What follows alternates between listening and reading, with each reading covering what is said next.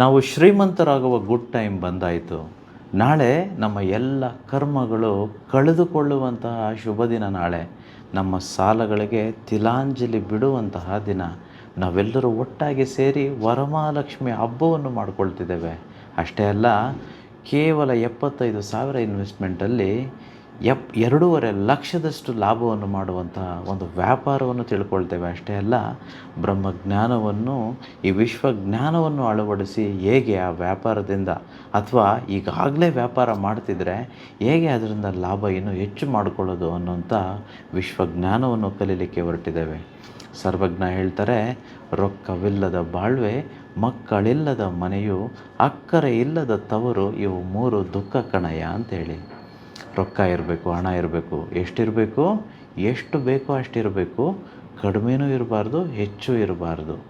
So ಅಷ್ಟೇ ಅಲ್ಲ, ಗೊತ್ತಿರಲಿ, ಬೇರೆಯವರಿಗೆ ತಪ್ಪು ಮಾಡಿದ್ರು, ಬೇರೆಯವರಿಗೆ ಮೋಸ ಮಾಡಿದರೂ ದೇವ್ರು ಕ್ಷಮೆ ಕೊಡ್ತಾರಂತೆ. ಆದರೆ ನಮಗೆ ನಾವು ಮೋಸ ಮಾಡಿಕೊಂಡ್ರೆ ಅದಕ್ಕೆ ಕ್ಷಮೆ ಯಾವತ್ತೂ ಕೊಡಲ್ಲ ಅಂತಂತೇಳಿ ಭಗವಂತ ಹೇಳ್ತಾನೆ. ನಮಗೆ ನಾವು ಒಳ್ಳೆಯದು ಮಾಡಿಕೊಳ್ಳೋಣ, ನಾವು ಶ್ರೀಮಂತರಾಗೋಣ, ಈ ಪ್ರಪಂಚದಲ್ಲಿರುವ ಎಲ್ಲ ಸುಖ, ಶಾಂತಿ, ನೆಮ್ಮದಿಗಳನ್ನು ಪಡೆದು ಖುಷಿಪಟ್ಟು ಸಂಭ್ರಮಿಸೋಣ. ನೇರವಾಗಿ ನಾಳೆ ನಿಮಗೆ ಸಿಗ್ತೇನೆ. ಅಲ್ಲಿ ತನಕ ಥ್ಯಾಂಕ್ ಯು ಯೂನಿವರ್ಸ್. ಅಹಂ ಬ್ರಹ್ಮಸ್ಮಿ.